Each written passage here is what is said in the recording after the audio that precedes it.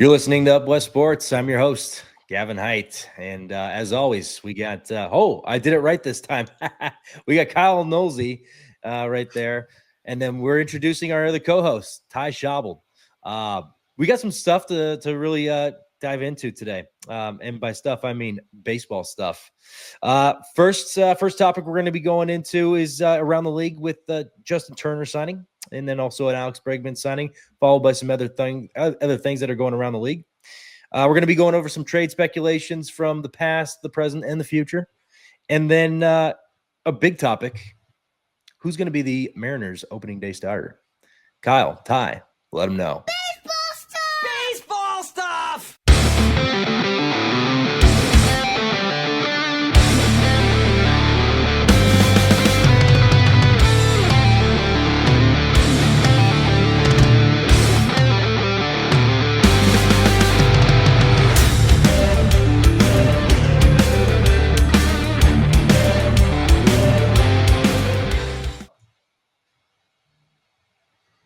Thanks, Gab.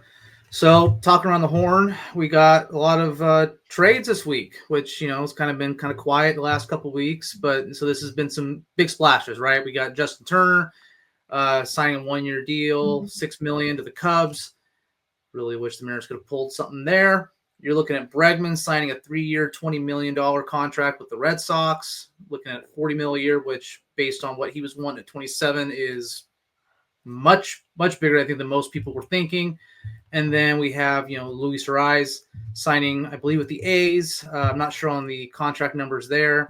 So you got a Mariner there, and you got two Mariners there, and then obviously Bregman leaving the AL West, which is always a plus for the Mariners, right? What's your guys' take on those? Bregman leaving, two franchise players leaving the AL West, but not just the AL West. The division winning, I hate saying it, just stings leaving the mouth. Houston Astros. Kyle Tucker, adios. Alex Bregman, adios. Yeah, Tye, what are your thoughts on the Astros' future, even though they did get some back from that? The Astros' future and just the future of the AL West right now. I don't really know what to make of the Houston Astros right now. I think they're still north of $200 million in payroll. So value for what you're getting, I don't know that they're in a better place than the Mariners right now. I think we're still around just barely north of $140 million. I think they're still paying. Was it who are the relievers that left? I'm blinking here. Yeah, Presley that ended up taking off. They traded him to the Cubs, I believe. Yeah, and a bunch of money with that. So they've still got a lot of money for 2025. I think for 2026 as well, 2026 as well. I have the total number here. It's actually projected total. I think that's probably just including all the incentives. It's at $212 million. But the current payroll is just north of just north of $200 million. Is that put them just south of the luxury tax, though, right? I thought the luxury tax is $209. It's $238. Yeah. Okay. Yeah. It puts them just south of the luxury tax, which is fine. But I don't think they're getting a lot of value. Where the pitchers are all getting older. I think I saw a couple of them are going to be free agents by the end of this year. Altuve's taking reps out in left field. I mean, if you're the Mariners, this is your chance. You look at this and you have to be foaming at the mouth, going, we have to capitalize on every single game we have against the Astros because they're a worse team than they were last year, than they were, honestly, 6 months ago. Yeah. They're worse, and they're still going to be competitive because the guys they got in to replace could do well, right? Like, I think we've had this conversation before. Isaac Paredes, most of his home runs in his career have just, or most of his hits would have gone out in the Crawford boxes. So I think that may pan out in his favor. And then Christian Walker is another one that's, I think he's going to be doing just fine in Houston. So it sounds like they just salary dumped a little bit, or just mitigated some of that they would pay Kyle Tucker in the future to help for current causes, and didn't get a whole lot worse offensively, in my opinion. I think they're still a very competitive team, and an overall balance of AL West is just, that's exactly what it is. It's balanced. I think at any point in time, anybody could win this. The guys at Marine Layer said Oakland's going to be frisky this year. That was their terminology. Oh yeah, absolutely. They're going to be frisky, and they always have a bullpen that just kind of wows you. But yeah, I agree. I think they're overall, looking at their offense, you're like, wow, okay, does Altuve make some steps, take some steps back if he has to move the outfield? If he has to take in those reps and left, because Kyle and I have talked about it. I think it was actually on one of the first episodes that Kyle and I were on. Changing positions can mentally affect you, and does that affect your game? Does that affect your approach at the plate? The one thing the Mariners have to watch out for is if the Astros ever figure out center field, if they ever figure that out, it could be a long time before the Mariners window's ever open again. Yeah, because their outfield is trash. I mean, okay, they moved Altuve out to it now, so it's better. But I think it's is it better though? You've got a mid-30s guy now going to the outfield. I don't know if that makes it better. And is that going to help? I mean, offensively, they're definitely better. Because defensively, they were pretty darn good last year, if I recall, out above average wise. But so yeah, him moving out there makes them worse defensively, but offensively, I think they were like 30th out of 30. They were bad. Yeah, they had Yordan Alvarez out there, which, speaking of the Crawford boxes, as long as you can learn how to play it off the wall, which I feel like that shouldn't be too difficult for Altuve. He won't be able to make the jumping catch like most people can in left field, because all 5-6 of them won't be able to get very, very high on the wall. But yeah, I think just being able to man left field, he'll at least be agile enough to make the moves that some of the other people that are brand new to Crawford boxes will be able to make. How long was it between the signings when they lost Tucker and then they lost Briggs? How was that? About 1 month? Was it less? Well, Tucker was a trade, and that was that's right. I believe that was December. Yeah, I believe that was December. Right at the beginning. It was right at the beginning of free agency. Yeah, it was December during the winter. I just love two stabs to the heart of Astros fans, to be honest. Yeah, most of us are pretty excited. I'm mostly excited for the AL West to potentially don a new champion. This was, I guess, just being Mariners have to capitalize. Well, being a touch negative, this was their chance to capitalize in the offseason to really launch themselves above anybody else in the AL West. All right, I'm done with my negativity. I'm very happy that there's a chance that you have a chance to upseat a team that has just dominated for the past 8 years. I mean, speaking about the AL West, I mean, you got Luis Arias getting 1.1 over there with the A's now. Like, frisky. We're gonna. What's the chance he goes over there, hits 245, 250 with 15 to 20 bombs, and is a 2.5 to 3.5 WAR player, right? Like, if he was an everyday player for Seattle last year, I think he would have had 15 home runs. If he had 500 plus at bats, I think he would have 15 plus home runs. I think he would have maybe not bat 255, but I think he would have helped more than he hurt offensively. Defensively, I wouldn't be able to. I don't know too much defensively. I don't know. Does anybody have his D-WAR stuff? Does anybody know how he was defensively? But I remember Perry Hill kind of shrugging at him when they were like in spring training, kind of being like, I think it was it a Divish interview? Divish was like, well, you got kind of like your work cut out for you this season, and he just kind of shrugged, which is not Perry Hill-ish. So yeah, around the AL West, it's looking good. Bregman going to the Red Sox. Wanted to talk to you guys about that. And for everybody that's listening right now, we definitely had a pre-conversation about this. Yeah, I want to hear you guys' thoughts, because $40 million a year Granted, some of it's deferred, not some of it. Isn't it half or something like that? Like it's a pretty significant amount. So it's I it's might gonna have be misread it, but I read 20 million a year is getting deferred. It might have been 20 total off the top of the Okay. contract got deferred.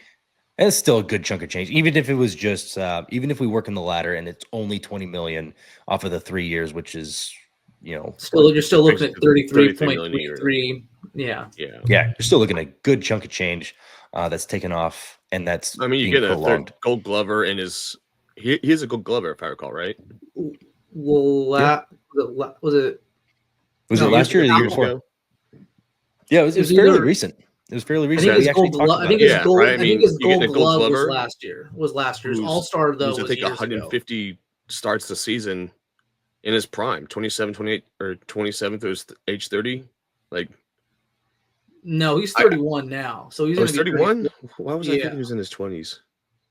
Yeah, he just If he he's was in his 30. 20s, he's getting 40 million a year.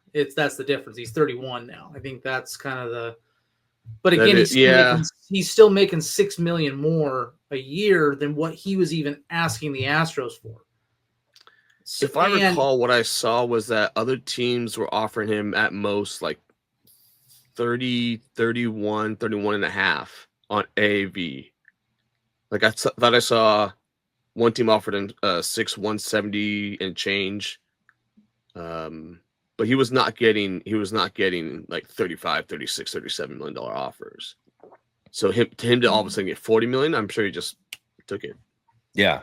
I mean, I would be in the same boat if everything that was kind of circulating was I think the Astros were what 26 million when they were in their offer range, and he wanted 28 million AAV. I know we talked about that in one of our previous episodes that he wanted 73 million over 3 years. 189 over 7. He wanted 189 yep. over 7, and the Astros were giving him 156 over 6. That's what it was. My apologies. I was so close, but yes, I was so close. So yeah, you're going to jump at the opportunity when you're getting offered $12 million plus more than the team that you were negotiating with and that you wanted to play with. I honestly thought there was a hometown discount that was going to be provided in there, and he was going to stay with the Astros, and that I had it at probably 90%. I think it was right around 90% for him to re-sign with the Astros. Kyle and I did call it. We did say one of two teams. We did say the Tigers. We did say the Red Sox. So that was pretty cool that we actually got that one correct on if he were to leave, where does he go? The Red Sox made. I saw the rumors and I was like, you know what? It could be the Red Sox. The Tigers make so much sense with AJ Hinch and having that relationship, and just where they are. The Tigers are on the cusp of really turning, right? I'm sorry, you're talking about the Tigers. I'm sorry. Oh yeah. With the Tigers and where they're at with what they just did when it wasn't expected. This is like the Mariners in 2021, the year where they won 90 games and didn't go to the playoffs. It kind of the Tigers remind me of that, where they had 90 plus wins and they were not expected to have that kind of season. So now it was one of those things where they really could have capitalized with having a Bregman, but no chance are they going to try and give him $40 million over 3 years, even if it is deferred. As you so eloquently put earlier, you still need to have that money to be able to defer it. So Bregman to the Red Sox. Obviously, it's causing chaos. We saw Rafael Devers kind of being very firm that he was not moving off of third base. Does he end up moving over? Does he end up saying, hey, Mr. Big Papi, let's have a conversation about playing DH. What does that look like? And Big Papi kind of consoles him and says, hey, man, like, don't worry. Your defensive days are over. Just go hit. Because, I think Tye and I were looking it up. What was his WRC plus? I want to say it was like 130 plus or something like that. It was as a hitter. His bat still really plays. Good. But I think it was like negative is in the high. I think it was negative high 20s DRS since signing his extension at third base. Like He's not Yeah. a good third baseman. He's not. No, he's not a good third baseman, and you have a guy that just came off of a Gold Glove, fairly recently. So it'd be interesting to It's an see if interesting they have He's a conversation about 960. what they do in the middle of the So, infield. 960 is his well, he's defensive. a 960 fielding percentage last year. He's a career 944. So you can take that. You can take that for what it's worth. I think the hard thing with Devers and where he's at is he's sitting there as a 28-year-old being told that you are being relegated to a DH. It's not, that's Ortiz, right? I think he was a little bit later in his career when they said, hey, you're playing here. I mean, and sure, he played first base, but I feel like for someone that's a first baseman in that situation, it's like, okay, like you can find, it's a dime a dozen someone. You can put any person really at that, now first baseman, now I'm not going to take any discredit. Like first base is not an easy position. You're getting the ball almost on majority of outs. And there's times where you got to make some plays, again, it's not as your range isn't exactly as, it's not as demanding as third base. Yeah. It's not as It just third isn't. base, It's not. but I think from the transition from you go for first base to DH, I don't think it's one of those like, oh shoot, I can't play first base anymore. Where if you're playing third base, like that's the hot corner. It's called the hot corner, right? It's a very intricate part especially of the game. when you've been promised third base when you signed your extension. That's what came out, and that's what he said. He believes with people when they give him their word, and it sounds like he was told third base is yours when he signed his extension. I think that's where he is being hard-headed, is because that's what he was told. He's a man of his word. That's what he values, and that it's not being seen through, that they went and got this guy to upseat him at his own position. It seems like it's a deep-rooted problem that's beyond recognizing that he's bad at defense, and that he eventually should, if not sooner rather than later, make the move to first base or DH. And in the famous words of Ron Washington from the movie Moneyball, it's incredibly hard to play first base. Well, does it create anything interesting in the infield that the Mariners can capitalize on in a trade? Because they're still going to be looking for good starting pitching, because their rotation is not. I was waiting for this conversation to turn to the worthy. Mariners. I was waiting for this conversation to turn to the Mariners, because that is what everybody's talking about right now. The problem is, can we afford them? We have the trade. We have the trade pieces to make it work. We have prospects to give them. I don't think they're necessarily looking, but can Luis Castillo, Colt Emerson for Christian Campbell. For Christian Campbell and Rafael Devers? Christian Campbell. That's it. He's just Christian Campbell? Okay. He's 50 minor league at bats from being an everyday major leaguer.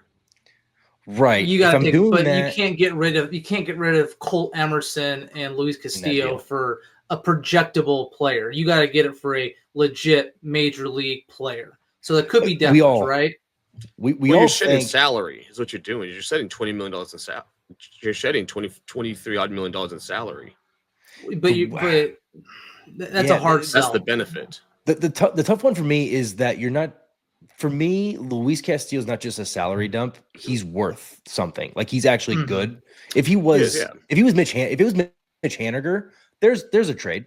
If it was Mitch Haniger and Cole Emerson, I could see Christian Campbell. Okay, so if you're not willing to make that trade right now, explain to me how you're paying Cal Raleigh end of next year. Yeah, and Logan Gilbert and George Kirby. I think you have a year to decide how you want to divvy out Luis Castillo. I would like a little bit more of a rate of return. I would like Christian Campbell. If you did Colt Emerson, who is arguably right now worth close to Christian Campbell alone, plus a Luis Castillo, I'd like a Christian Campbell and then maybe a Rafael Devers. Maybe that evens out the money. The money, I don't know exactly if it evens out, but at least ability-wise, you're getting close. You might have to put in one more of our prospects to kind of make that work. It might be like a Michael Arroyo, or it might be a Tye Pete, or maybe even a mid-tier guy. Maybe even I'm trying Ashton Izzy, right? Like I feel like what you're trading away is $24 million away for 2 years of guaranteed development. Because I would say he's about a year and a half to 2 years ahead of Colt Emerson right now. But if you look at the Mariners, they have not really been stingy with signing their hometown people. I mean, most of the money they spent this last offseason was essentially giving raises to all their current players, like the Cal Raleighs of the world. They signed an extension to J.P. Crawford. They signed an extension for Segura back in the day. They signed an extension for Castillo. They sign extensions for their guys that they have in-house. It's the paying the free agents that's kind of the problem right now. In addition to not trading your trade or your minor league capital. So I'm really not so concerned about them re-signing a Cal Raleigh at this point, because I think they realize they have to, and they're going to pay the money. I think the problem, I mean, Cal Raleigh I think they fired his agent, right? I forget, was it Boris? Yeah, he switched off of Boris into something else. I can't remember. Because I think he was seeing that, hey, like, Boris, your numbers are way too high for even what I'm trying to consider. Like, and I don't want to be playing the whole game. So I think that tells me that the Mariners and Cal Raleigh are closer than what we think. Boris is going to, Boris, again, you're making your money off what they make, so you're going to try to ask for as much money as possible so your commission gets higher. But I'm not so concerned about that. So if you gain $5 million because it would be roughly for the first few years, it'd be $5 million, right? In the salary change. And then, well, for 2 years, it would be about $5 million between Devers and Castillo. Because I think Castillo's $24 million for the next 2 years. And then it jumps up to 27 for, I think, the last two. So I think he's got 4 more years left. Devers is sitting at, I think, 29. I'm looking at right now. It's like 29-1 right now. So it really is 5 years. It'd be paying $5 million more for 2 years. And then you're paying only about $2 million more for the next 2 years. Well, you're going to pay Cal Raleigh. So to me, when you look at the salary dump, I'm not looking at a salary dump. I'm looking at what am I getting out of it? I'm losing. Yes, I'm losing a front end starter for a extremely good hitter that can play marginally above average third base. Not proven. And Devers. I'm saying about Devers. Oh, Devers, decent third baseman, and then you can do your swaps with the minor leaguers. But I think the pieces of this that make the most sense is Castillo and Devers, and then that also helps you out and go, can Emerson come fill that fifth role? Everyone shifts up, so it could be the Gilbert, Kirby, Miller. Well, I wasn't even considering Devers. I was just saying Castillo and Emerson and Colt Emerson for Christian Campbell. Like, I'm that high on Christian Campbell. Also realize that Haniger, Solano, Polanco, Moore, and Garver all come off your payroll next year. So you're looking at you're dropping 17, about almost $40 million right there, probably combined. 17 and a half, 12 and a half. It's, so it's 15 for the final year. It's 15 and a half for the final year. Haniger, I found out. It was plus the $2 million roster, 15 and a half. But with that roster bonus. So you're looking at $30 million there, roughly $4 million for Moore.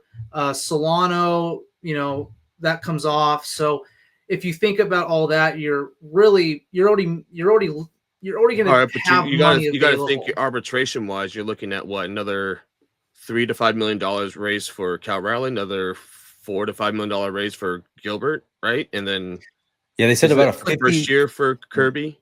Roughly a 50% increase to their last. So Cal's not going to be as bad. It might be $3 million. It might not be as bad, but if he hits 40 home runs next year, he's going to hold out for the big dollar, or he's going to be like, hey, like, but players don't win often in arbitration.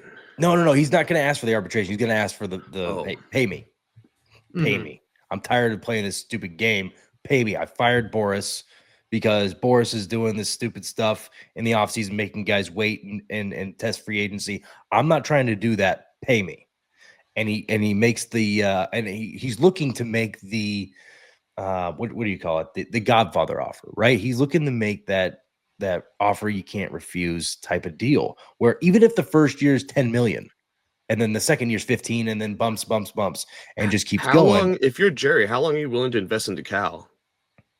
How old is he right now? Here's a question for you both. 26. Yeah, How old is he? He's not super old. Here's a question for you both. Sorry. Oh, you're good. Here's a question for you both. Oh my God, he's 28. When does he make the move to first base DH? Because he's a great catcher. Like this is actually a really good debate because he is a platinum glove winner. But he's only giving you 135 this whole conversation games. comes down to what's Cal Raleigh worth. Because if you think Cal Raleigh is worth $25 to $30 million a year for the next at least 2 years while he's behind the plate, well, I mean, not that's what he's going to get because those are still his arbitration years, right? He's probably going to be lucky to get around $10 million next year. And see, I would rather not pay a catcher $25 million. I would rather pay because I think you can recreate. You're probably not going to find a platinum glove. Like you're just probably not going to find that just lying around or have the money to pay for it. At least with the Mariners' financial operations. But if you're going to pay, if you pay Cal Raleigh $25 million, he makes the move to first base. He hits 40 home runs. He plays 150 plus games. Okay, now you're talking $25 million for that, where he's giving you 150 plus games. Okay. All right, I mean, listening. Is Harry Ford? I don't know what he looks like behind the plate. I've heard stories that he's being able to work with pitchers a little bit better, but I have no idea what it looks like behind the plate. Is by that point, do you think he's ready? And again, it comes down to money, right? Like, you have to you can't be going out there fishing for some $3, $4, $5 million backup like you got in an even more expensive version of Garver. You need to be looking for a guy who's either coming up in your system. Or that cheap, crusty veteran, Rob Johnson type. But I think, but if you look at Cal though, like, I mean, I saw videos of him this spring, and he's looking good. He's gotten leaner the last few years, and again, he gets more in shape. He gets his body right. He could play catcher. I mean, I think I would say you give him let's say you give him a 6-year deal, player option after 3, so he's catching for the next 3 years. And you can kind of evaluate where he is. If he keeps getting his body right and you start seeing maybe that number increase, right? Maybe he starts looking at that one. And I guess the game of baseball is a lot different now, right? Like you don't have these, it's not Iron Man baseball, right? Where it's the same 9 guys play every day. Pitchers are starting 30 games, throwing 200 plus innings. That's just not the game anymore. So to say he's catching 135 games, is that really a standard now because of the idea of you want to keep these players healthy long enough, to continue to play that position? With Cal, he's always been a catcher. So you go, well, he's a good hitter. He's becoming even a better hitter these last few years. If you move him to first base, maybe he's a guy that thinks too much. And so by him catching, and that's all he's thinking about, he can just kind of let the muscle memory go. Where like when he's in the batter's box, he's thinking about, the 3, 4, and 5 hitter coming up after his at bat. So for him, it's just, I'm just going to get up in the box, just kind of turn everything off, let the body do what it wants to do. And so far it's been successful. Because I heard an interview years ago with a rookie. He said, my job is to catch these pitchers and call a game. Hitting is second. So for me, that is saying, especially the switch hitter, right? So he's having to take even more time to hit from both sides or less time, right?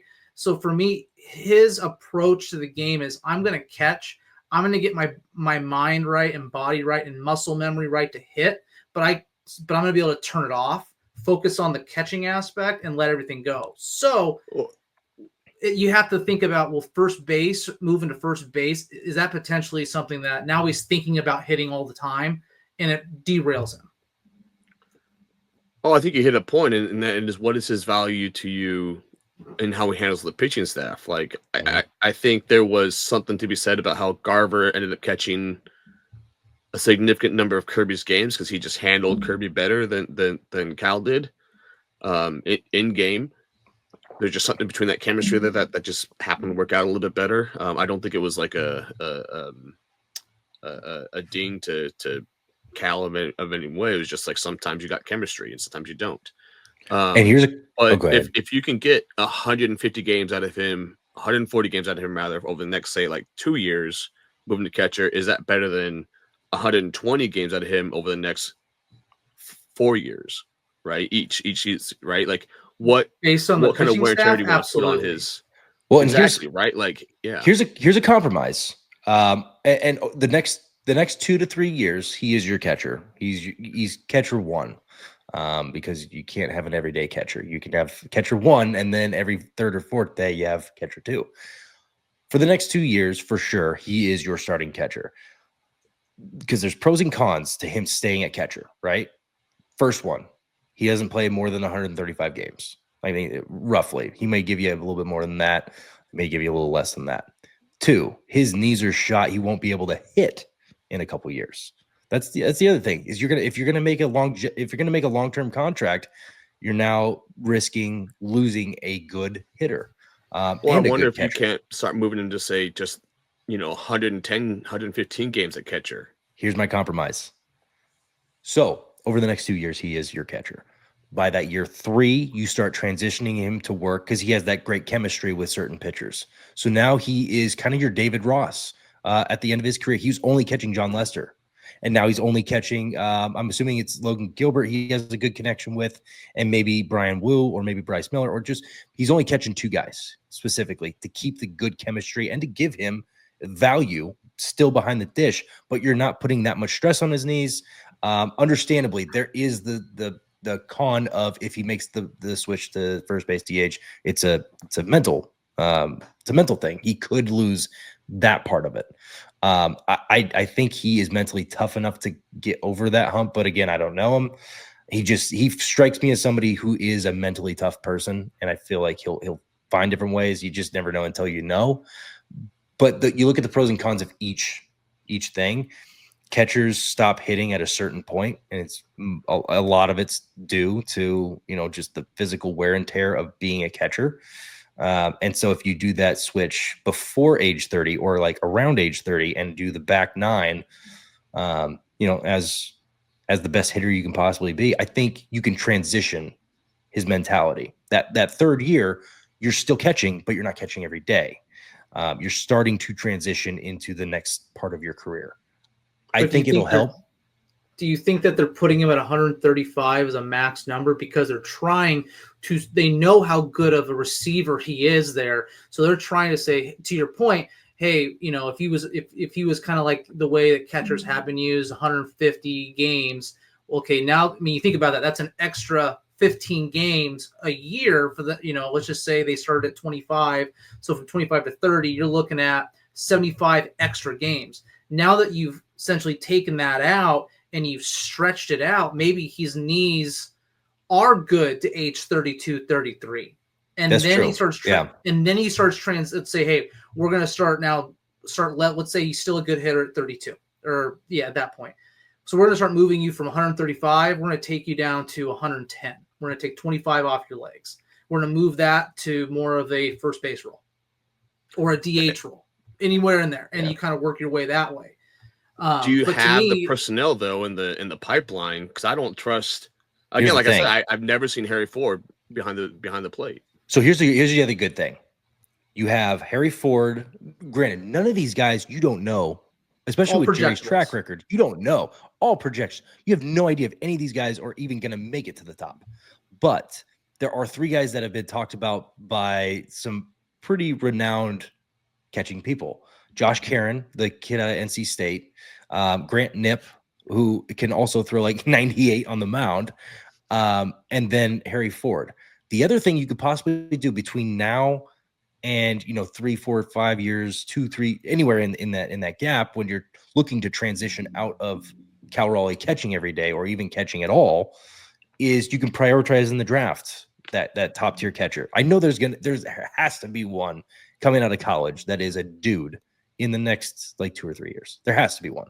And prioritizing that and being able to say, hey, maybe we go with another Urangelo Sinjay that's going to take exactly that dollar amount that we can afford in the first round, so we can go capitalize in the second round on that catcher. Or if there is a first round catcher that is of that quality, do you think that the Mariners or Major League Baseball teams as a whole, because of the longevity of player development, they draft for positional need?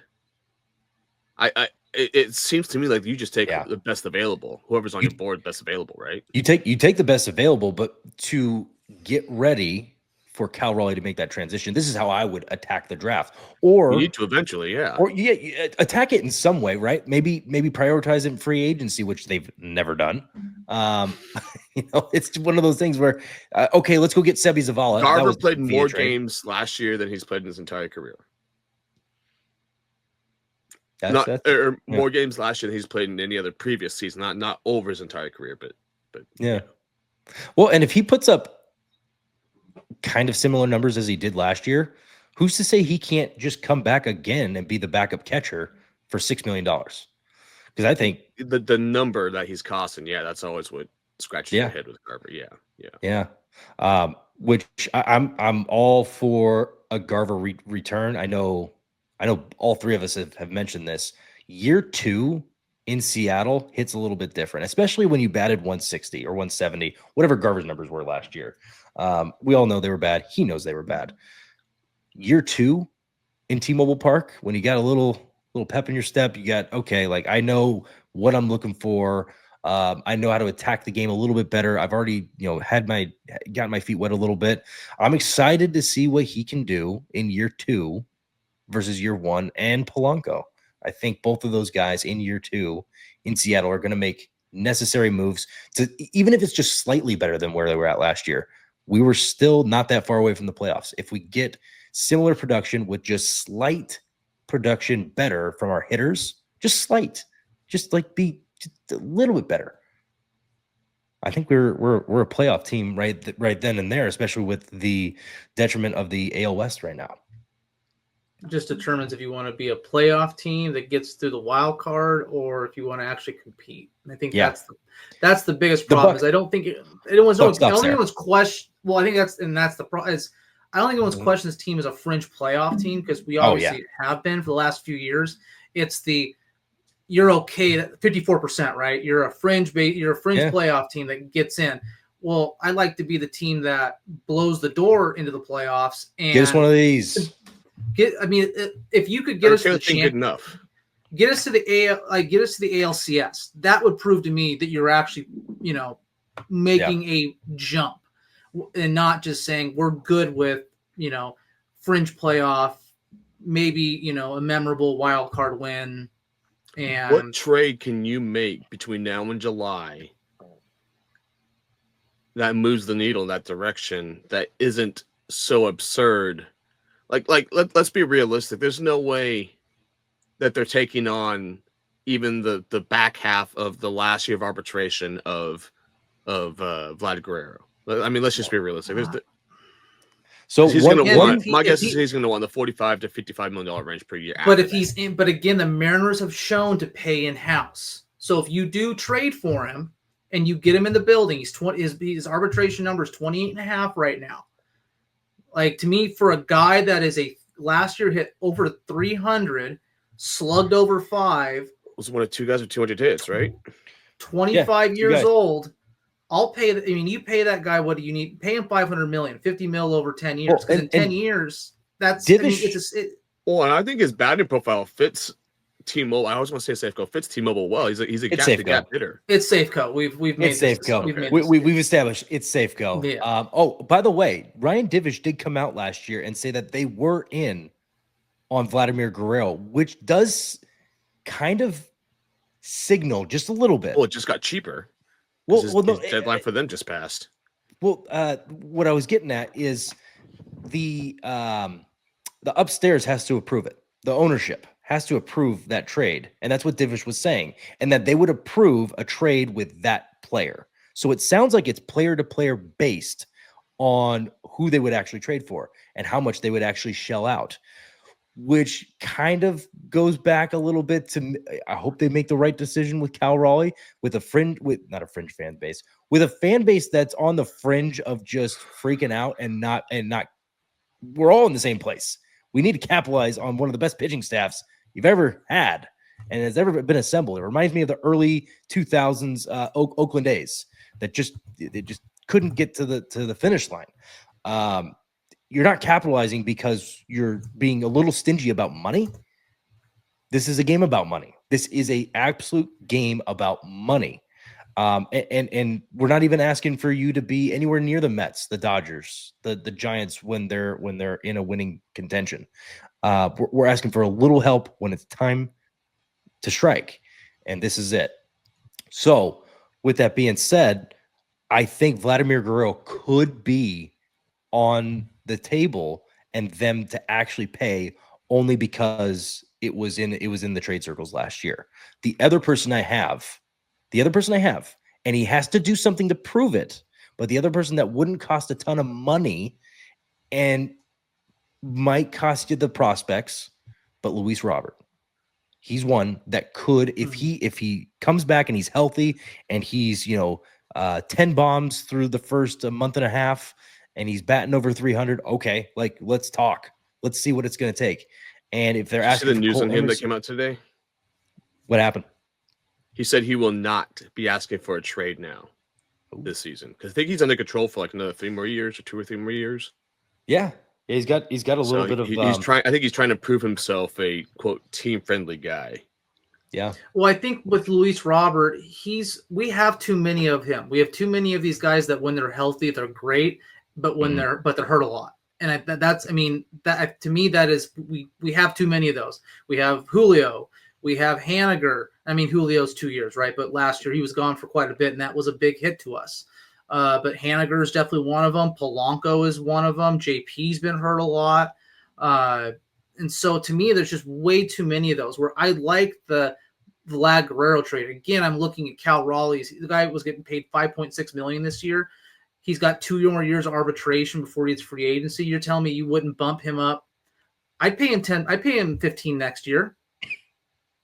I'd pay him 15 next year. I'd bump that up to 25 or go 5, 6, 10, 15, and then give him a contract that's 20 to 25 a year. I think he's worth that, especially what he means for your team. I think there's value in what you don't see on the field. I think there's a leadership factor that has value to that. But for me, a Vlad Guerrero, I think you could trade a Castillo. You could trade, it's probably going to take probably a Colt Emerson. Their pitching staff is really close. They've got a really good pitching staff. So you put Castillo in the fold, to them, that is very, very lucrative. That makes they've got Berrios. They've got like $100 million a year allocated to that pitching staff. Scherzer. It's ridiculous.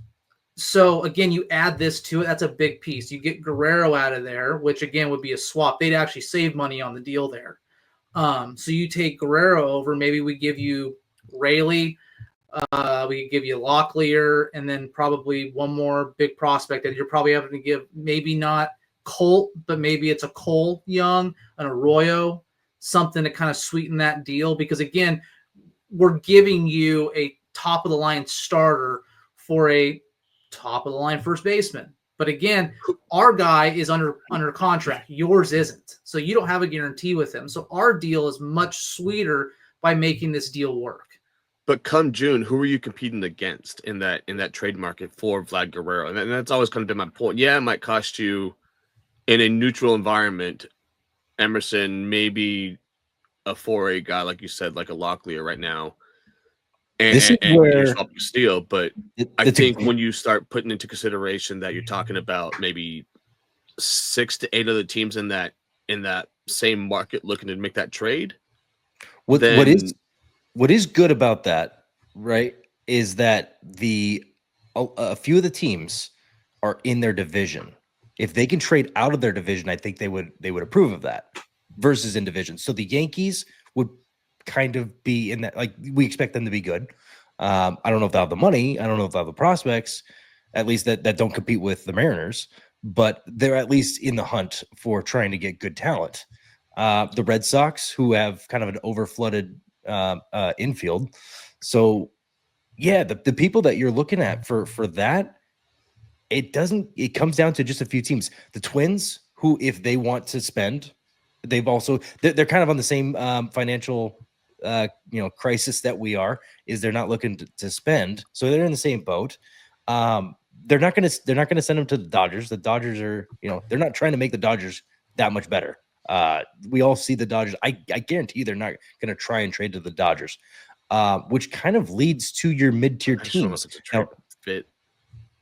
Yeah, and it leads to your mid-tier teams that are turning a corner. Your Tigers, your Twins, your Mariners, Well, I mean, your you got San Pirates. Diego, you got Arizona, you've got But a lot of those teams San don't have Francisco, the trade New capital. York Mets. Yeah, They don't have the farm.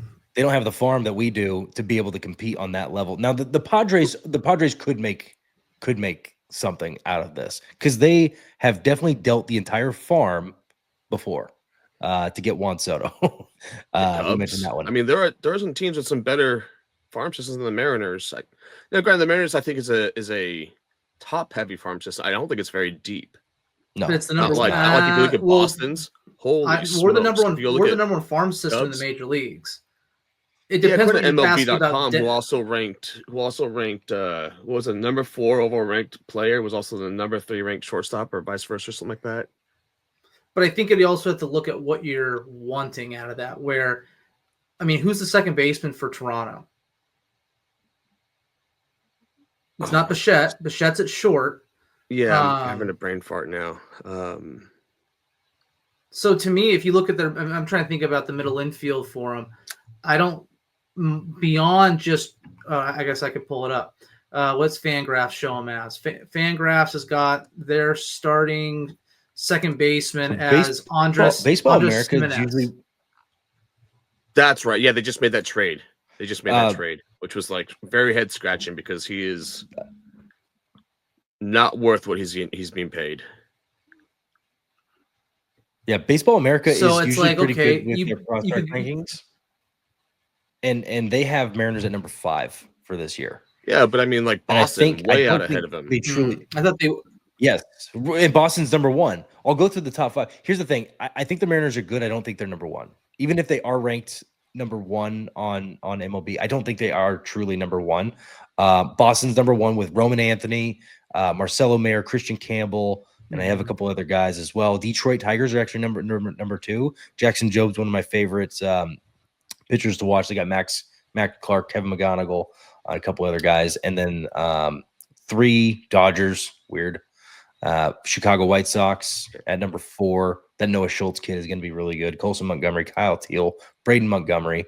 And then you got your Mariners.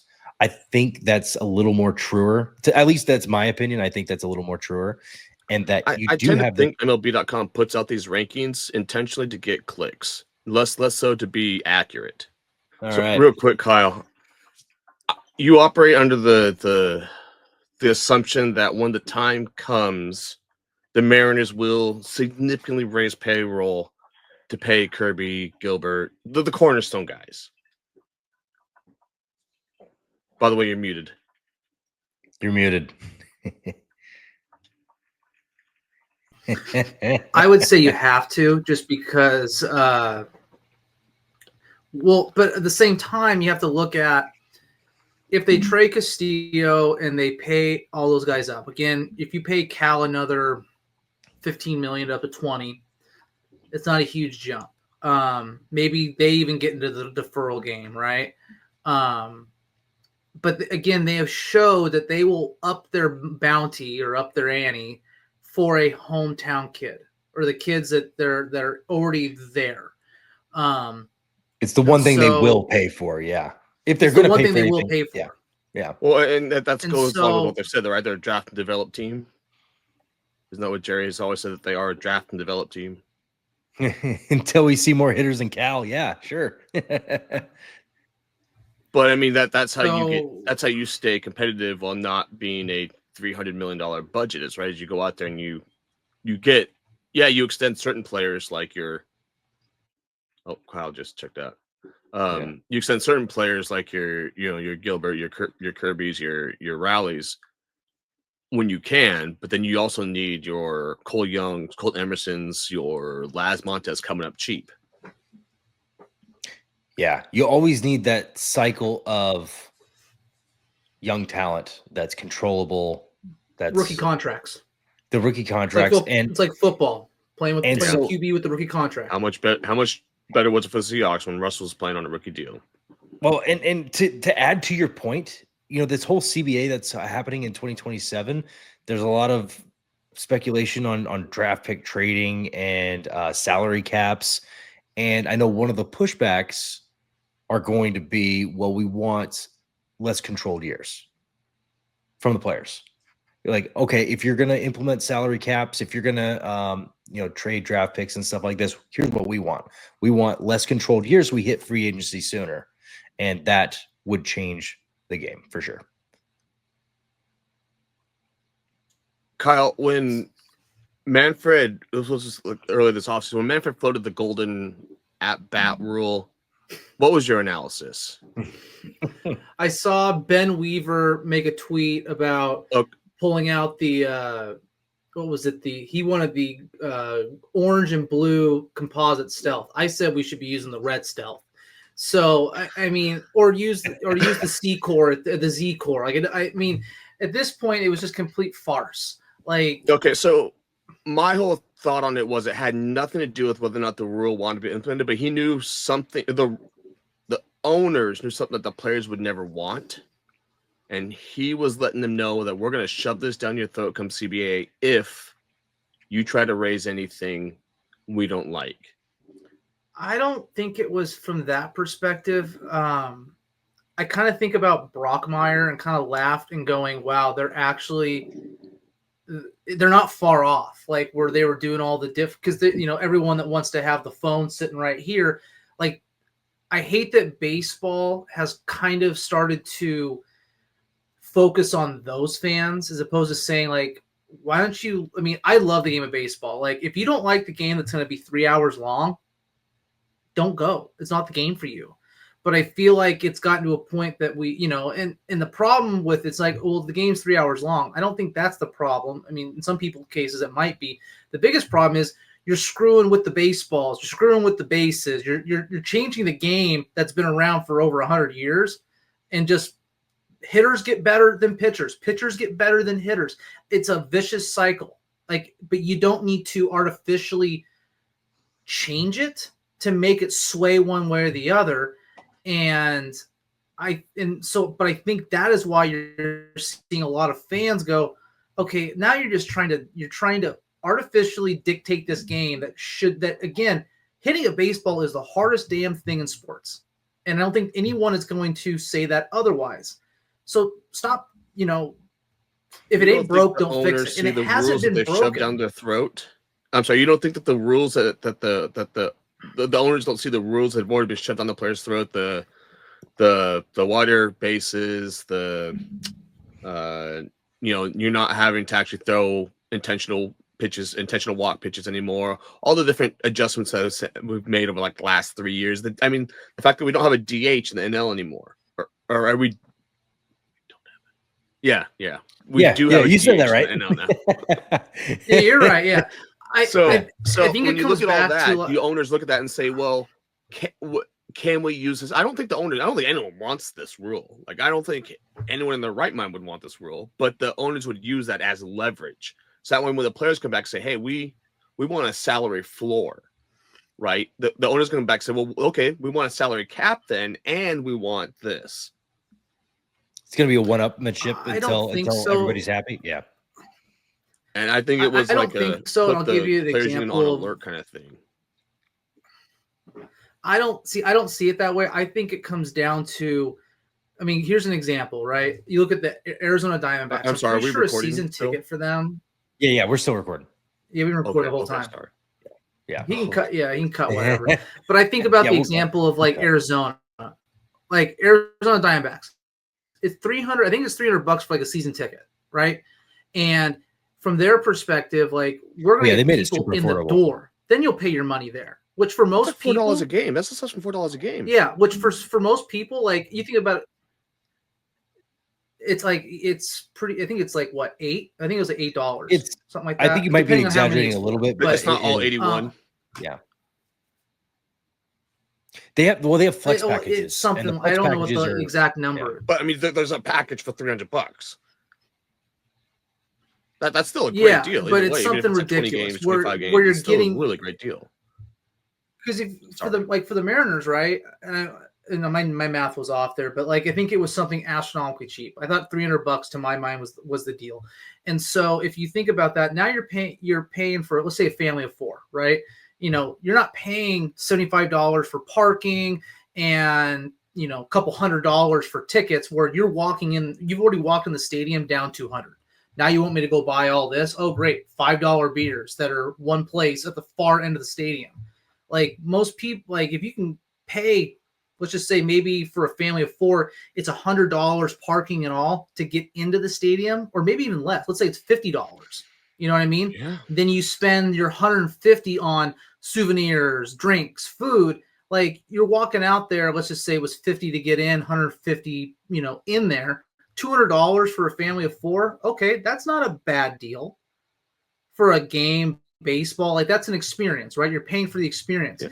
But when you're paying for that before you've even walked into the gate, like it's just ridiculous. And so to me, when they start throwing all this crap out there, I think they're just trying to figure out how to make it fun for the people, I'm going to say it's the 1%. So if you've got 100 comments, on a post and there's the one comment that's negative, that's what Manfred's focused on. He's not focused on the 99% because he's thinking, I've already got them.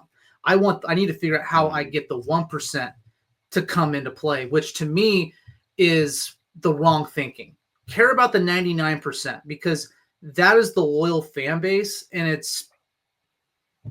that's the frustrating part of it. Is like you're changing the game that the majority of fans love, and you're probably losing a lot of those fans because you keep screwing stuff up. They're like, I'm not going to watch this game that you're essentially trying to force it to be one way or the other. You're with all the deferments and all that, you're making the big market clubs better. You're making the rich richer, and that to me, you're not helping the game by focusing on the 1%. We should be focused on the 99%. If we start doing that, I think you see a change. But again, like the extra innings rule, I think is stupid. I get they're trying to speed the game up, but who are you speeding it up for? I go to a game I want. Right? Yeah, the ghost center rule at second base. Yeah. I'm sorry, if a game goes 16 innings, like if hell, let's make it fun. Hey, open up the beer. Hey, they've been sober for the last hour, 2 hours. They're good. But it just to also, me, it's the extra innings game, the electric one for the Seattle Mariners when they hosted the Astros. It was the first home playoff game in 20 plus years. And it went, 17 innings? 16, 17 innings? I was glued to the seat the entire time. That was awesome. was that with the ghost thing too? No, so in playoffs, they took it away. Yeah, in playoffs, they took it away. And that's why it went, because no one was hitting that day. That was electric. I was a big fan of that. But in the middle of May, are you going to be that glued to your seat for a 17-inning game? No, you're right. There's a time and a place. Stadium. There's a time and a place, but this is this is just a nostalgic part of the game that was originated. I'm not a Ghost Runner fan at all, but no, I think there needed to be a way to speed up extra innings of some way, because you got to start competing with the other major sports and in how they're reaching fans, and they're doing a better job of keeping fans engaged for about a 2.5 hour period than Major League Baseball is. If you open up the beer garden again, I think you guys are onto something. If you open up the beer garden again, if it goes to extra innings and you open it up for half an inning at a time, just in case that that's the end of the game and you got to follow some sort of protocol, open it up for the top half of the 10th, the top half of the 11th, the top half of the 12th, and so on and so forth. There's your money, and B, I think you answered. There we go. We're back. There we go. We've got it. There we go. It just has But Tye, ultimately, to ask your question, I don't think it's a CBA money ploy. I think it's honestly Manfred trying to figure out how he can. You think Manfred's sincere? How he can attract the one. I don't think he's even thinking about the CBA. I think he's trying to figure out how do I attract the 1% because the 99%. You think he's sincere in how he wants to explore the game or expand the game or change the game in ways that like you said, get top 1%. You think he's sincere when he says those sort of things? I don't. I mean, I would say he's not focused on the CBA because anyone can go and look at that and go, that's such a BS rule. It's like saying, okay, if you want the golden bat rule, then we want stadiums and locker rooms to be maintained and updated every year. You're never going to do that. Yeah, like, yeah. It's kind of one of those. Cynic Like, in me looks at Rob Manfred and and can't see anything but the owner speaking. So, yeah, that's very true. It's it is a hand and puppet. But I mean, I can also see what you're saying is that like he also has a vested interest in making sure what am I doing to like I said, you're not doing a very good job of keeping fans engaged for that 2.5 hour window because baseball can be slow. It's a mental game, and if you're not engaged mentally with it, then it's not honestly that entertaining to a lot of people. And so you need to make that game a little bit either one more engaging or more entertaining, and you got to find ways to do that. Whether and you could be right. He could be actually very sincere in saying that, hey, let's throw this out there and just see what sticks. Right? Let's shotgun a bunch of ideas out there. Let's see what sticks, and we'll have discussion with the competition committee about it, right, or whatever. But I still have a hard time looking at any commissioner, especially in Major League Baseball, where the commissioner has the most probably owner's hand up his butt, right?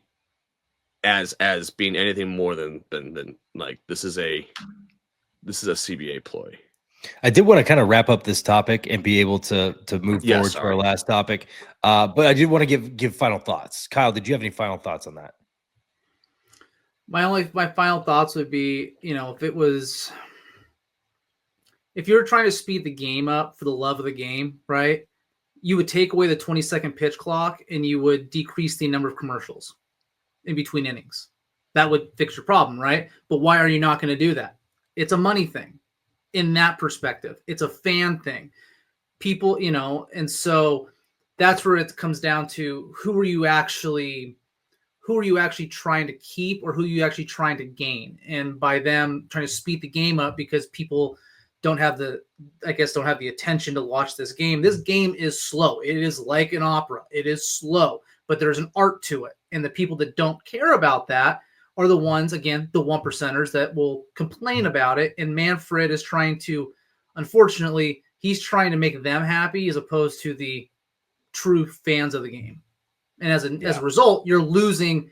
So now you're losing that 99%. So it's like 99, 97%. You're still trying to find the 1%, but you're not trying to get back the 2% you lost. And so focus on the right people. I agree. I think at the end of the day, focus on the right people. I think if you keep the game the same, if it's a 3-hour game, it's a 3-hour game. And that's what we love about baseball. It's not on a time limit. To have an analogy here, the game of golf hasn't changed much in the last about 50 years. But the way it's consumed as a fan, it's changed a lot in the last 20. Yeah, they've added other elements outside. Do you think the Masters that was good? Do you think the Masters wants to speed it up just because of a time limit? No, you're not going to rush a golfer just as much. You shouldn't be rushing a pitcher. Love golf more now than it was. They have consumed in the 80s and 70s. I'm not even a big I don't pay attention to golf as maybe others do, but the live golf that's really popular. The Tiger. I don't know if you got to watch the Tiger Woods Golf League, but that's actually really fun to watch because it's all monitor based. But it's all indoors and it's this big monitor that you hit it into and stuff like that. But those are outside, and then you have like the waste management. That's like it's a rock party, but at a golf course. There's ways to go about it. Like the World Baseball Classic, that is a prime example of how you grow the game. Look at what Japan's doing right now. They're playing the Kingdom of the Netherlands right now. The Team Samurai Japan's going and playing, or no, they're not going. The Kingdom of the Netherlands is coming to Japan to play. It's a way for MPB baseball to make themselves bigger on a world stage and bigger on their own stage, and they get their fans to engage more. And then it feeds into the World Baseball Classic, like you're talking about. And the Field of Dreams, that's a huge one too. Like those exhibition or make them legit games. That's how you grow the game, bringing in the 1% and keeping the 99%ers still in. Yeah, There's a how I lot of finished that. different ways, and you can't tell me that there's not a marketing team out there that you can't pay to like think of this stuff. I'm guaranteeing you have other ways to grow the game. The World Baseball Classic was just knocked out of the park, and I'm glad that they're doing it every 3 years now. I wish it was every year. That's how much I love World Baseball Classic. But I did want to I pivot still have to shivers from the Trout Otani match face off. oh man, that was such electric, and that was in March. You're getting prime October baseball in March. Anyways, I do want to pivot to our final topic of who's going to be the Mariners opening day starter and how are we going to get to this? There's really you have 5 studs. There's really no wrong answer, but the way that you get to that answer is going to, dictate. It's just going to tell us a little bit more about you. Tye, we'll start off with you. Who's the Mariners opening day starter and why? I think, Castillo's what? Is he 32 now? Heading into his age 32 season? 31, 32. When he's you there. listen to the way Kirby and Gilbert talk about him and his leadership and how he sort of held that rotation sort of glued together with his leadership style, and I think he's the de facto opening day starter. I would like to see Kirby or Gilbert do something where they say, no, this is mine. That's what Felix Hernandez did, right? Is he went out and he stamped something down. He said, no, I'm the opening day starter. This is mine. And he went out and he seized it. Kirby's been good. Gilbert's been good. But to me, they've not done enough to say that they've seized it. They may earn it eventually one day, but they haven't seized it. I don't know if that makes sense at all, guys. Right. They have the stats to prove it, but they haven't had that extra take it away from me. Yeah. Kyle, what were your thoughts? So mine's I think we can kind of agree here that while I think all 5 in a way have an argument to be deserving, Miller and they don't have the experience and I would say the seniority, if you want to throw anything out there. Again, very much have the, I think what they've done so far, it would garner that, but that just in terms of this group of 5, they don't.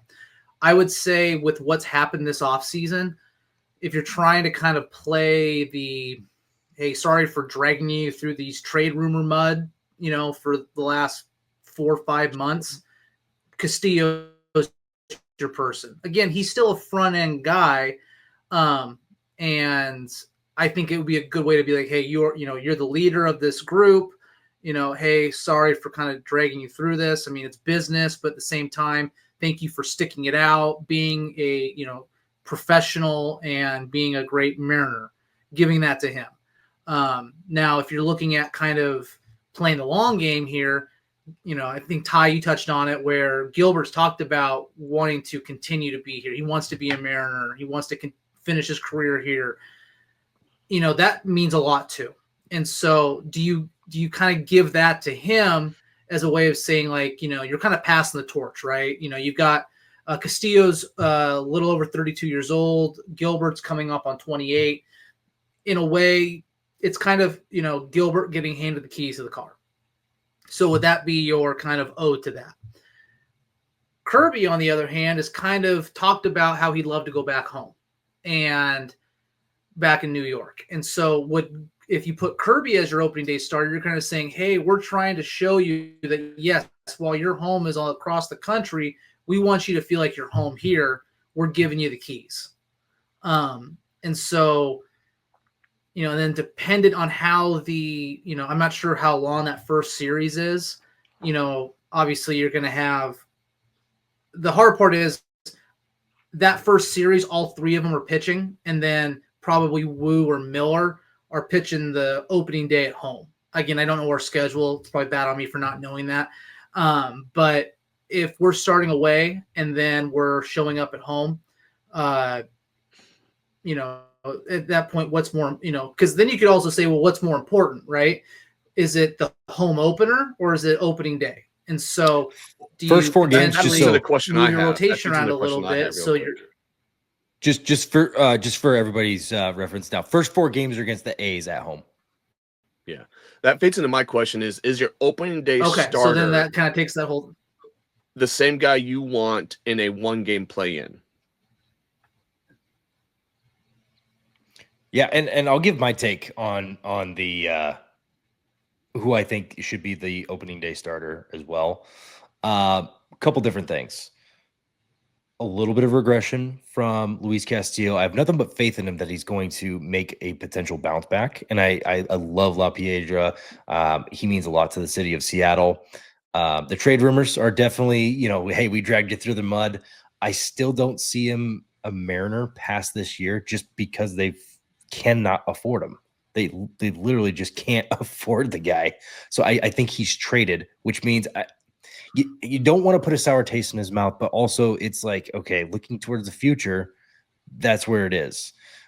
Logan Gilbert made huge strides, and you're right. Maybe he didn't come out and say, I seized it, it's mine, whatever. He was leagues above the rest in a lot of different categories.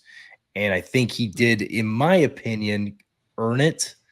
Maybe didn't seize it and say, yeah, pry it out of my dead gold hands or whatever, but he's in that he was a step above everybody, all the other starters last year. You look at all the stats, he was kind of that step above. In my opinion, he earned it. The last part, and it's the strategical part of why Logan Gilbert would be my starting pitcher, is I want Logan Gilbert going up against everybody else's number one. I don't want Luis Castillo necessarily facing everybody's number one, because they're going to match up. Do the numbers match that though? That your ace down say game 80 to game 110, that tends to still line up. Your ace is still going against their ace, or your ace is going against their number 2, or your number 2 is going against their ace.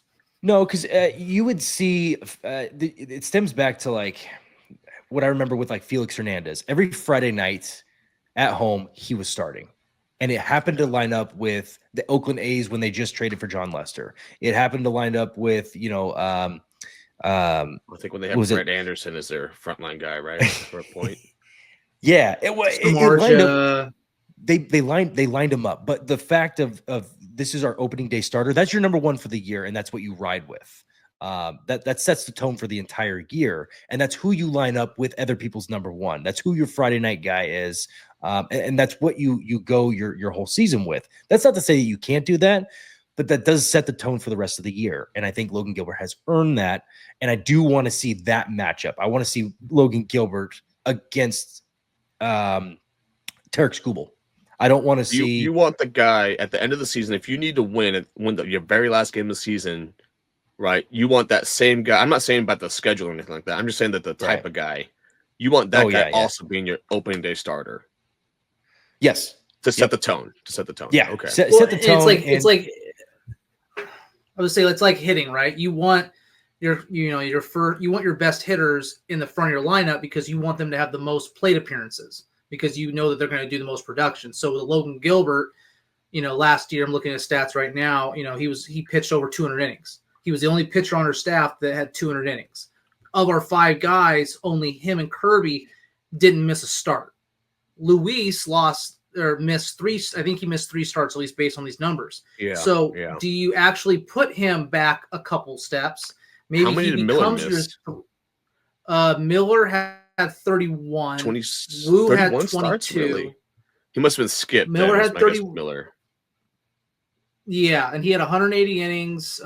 Kirby's at 191. Luis is 175, and then Wu obviously was hurt a ton at 120. 120-ish. Right? But then so to me, if you're looking at the longevity piece, to what Gavin had mentioned of kind of a slight regression, I don't know if Luis's stuff's regressed, but maybe his longevity has regressed. So being able to get him, maybe his velo has dropped over the past. I think this was in the conversation you and I have had over and over and over, Gavin. That's the changeup usage conversation. The changeup usage. I wanted to make sure that made a podcast appearance, because when he was successful, he threw 30% changeups. And ever since joining the Mariners, it has slowly declined. I think year 1, it went from 30 to 20%. And then 20 to 18 and now 18 to 15%. His changeup usage is just not there. And what I do know about the Mariners is that they like to call pitches. And I'm thinking that that has something to do with it, is that they're calling the pitches for Luis Castillo. And, you know, Kyle, just like you and me, you know, we were pitchers. Do you enjoy shaking off? No, you see the sign and you go. You try and catch that rhythm. If you can avoid shaking, you do, unless you just absolutely, if you get to an 0-2 count, you know, you got this pitch, you go with it, whatever it is. So he might also operate under the sense that he's just trusting his catcher. He's trusting the team to call it. And also they probably have told him, hey, we set our defense a certain way and we've been very successful at it. You're going to throw what we tell you to throw. That's my assumption in all of this. Again, that's a question I would love to have answered. Do they call pitches for him, and can he shake? And if he can't shake, okay, like why are we not throwing as many changeups? And it probably has something to do with their defensive alignment or something. Correct me if I'm wrong, but he had that game where he threw some 40 straight fastballs, right? Where Cal was calling the pitches. Yeah, it was a ridiculous amount. I think it was like 40 some odd straight fastballs in a row. It was a ridiculous amount. Which is, yeah, as a pitcher, like if you shake your catcher off, that doesn't piss a catcher off more when you get shaken off, because like it's like they're the quarterback of the team. They're going, dude, do not tell me how to call plays.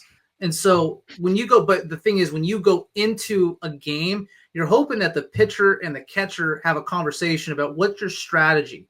But yeah, the catcher also should already be on the same page already. If I got a guy out, bingo. And if I'm a guy that my best pitch is a slider, and you're telling me, and I don't have a plus fastball, and you're telling me to throw a fastball up and in, that for a righty is, if I don't throw this thing right, or I don't get him guessing, he's going to put that thing 30 feet over the wall. I'm going to be pissed.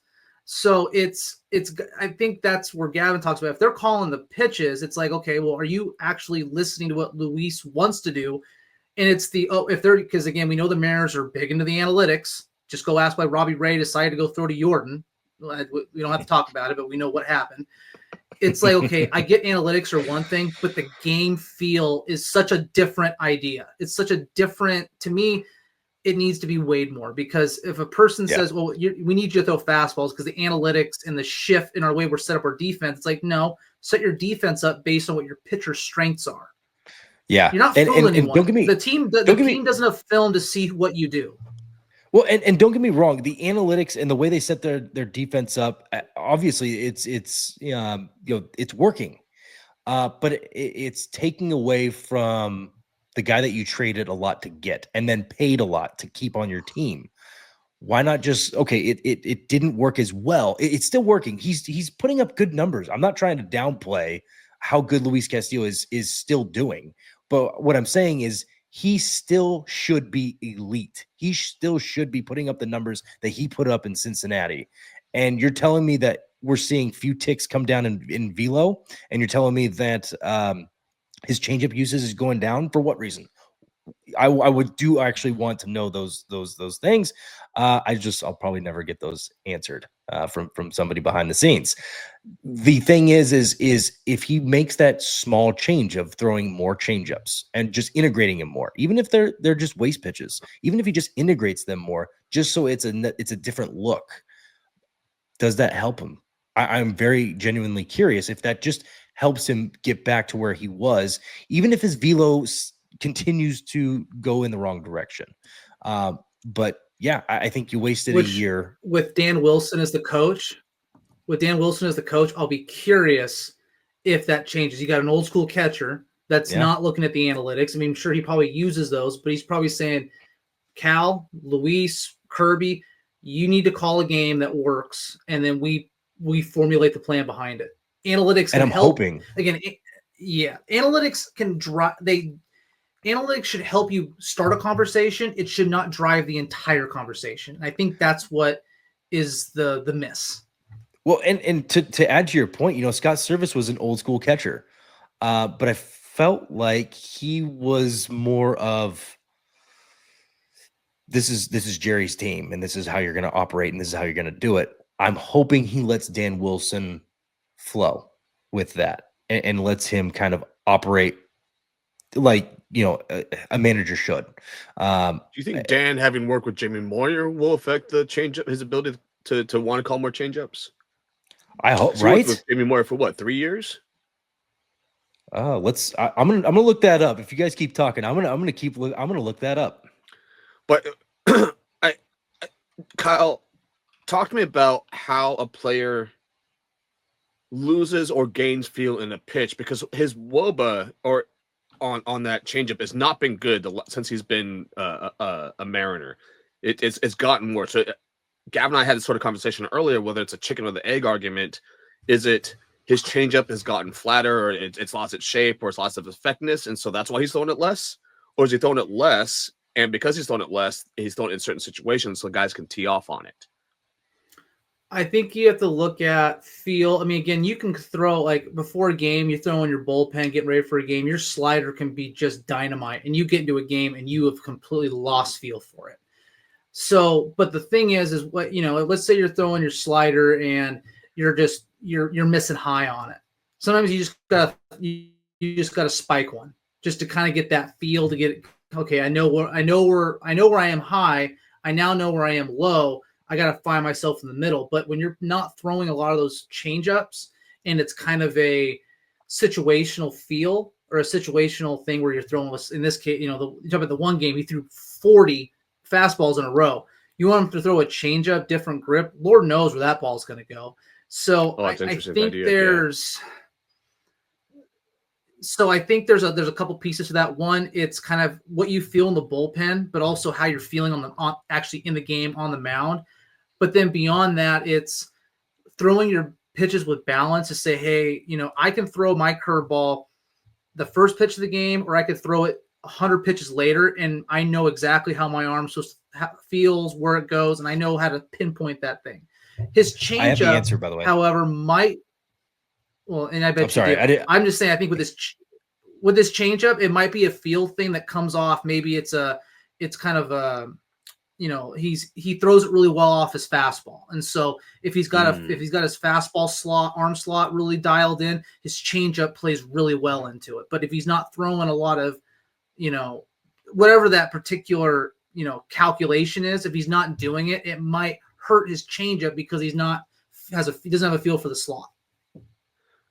When he was throwing in the 30 odd percent range, he was getting a xWOBA of around 240 to 220. Like, it is unhittable.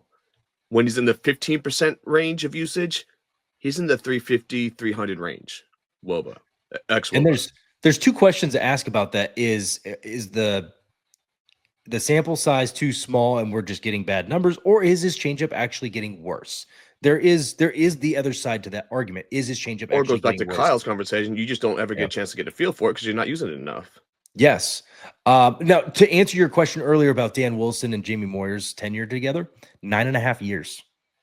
So that's a long time, from 96. So he got Jamie Moyer got traded halfway through 96. I thought he was 98. Yeah, 96 through 2005. 03? They spent 05? 05. I thought Dan was there to 03. I didn't realize that Dan Wilson was there to 05. My goodness. Yeah. The years started running into each other for me, so. He came over in 96. He had 11 starts for the Mariners that year. He actually had a handful of starts. Okay. And then all the way up until 2005, they spent pretty much the entire tenure together because Dan Wilson came up in 94 for the Mariners. Or not, he was with I thought Kenji Jojima took over in like 04, 05 or something like that. Well, there was crossover, right? Like maybe Dan Wilson wasn't starting every game, but I'm pretty sure he started most of Jamie Moyer's starts. I don't know those exact numbers, but I would venture to say that he started most of the Jamie Moyer starts. I mean, if you want to talk about some guy who sat there and said, "Hey, let me throw a changeup more and more and more just to get guys off," like, yeah, I don't know if that has an effect. Do you think, going back to what Kyle said, like, I don't know if that actually gets him to throw the changeup more and then he gets more feel for it, or if that's just all of a sudden, no, his changeup actually is not that good of a pitch anymore, and now he gets teed off even worse. So wanted to get in. No, you're good. We covered a lot today, but wanted to kind of wrap things up, get into maybe some final thoughts here. We covered everything from Golden Bats to Alex Bregman signing with with Boston. which was awesome. We actually called that in an earlier episode. But I did actually want to kick this final thoughts part off this time.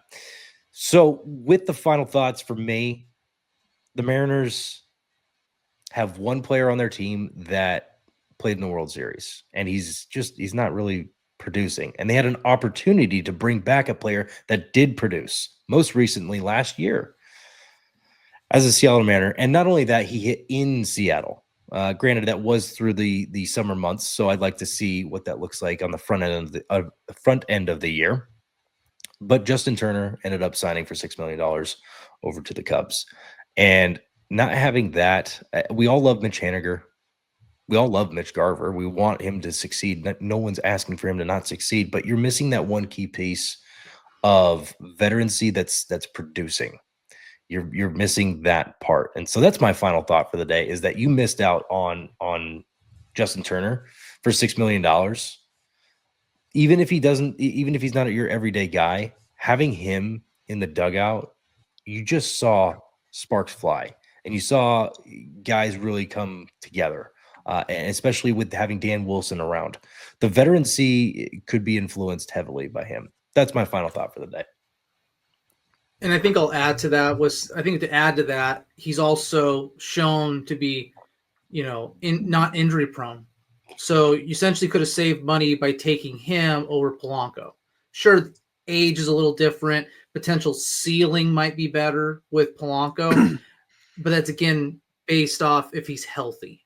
And this one, I think there's $2.5 million in incentives, so you're still coming out ahead if he hits all the incentives. But my final take with the Mariners is, there's a couple things out in the ether with a Vlad, a Devers. Both players could immediately help your team. You could put trades together that maybe slightly increase your payroll, but make your team so much better now and in the foreseeable future.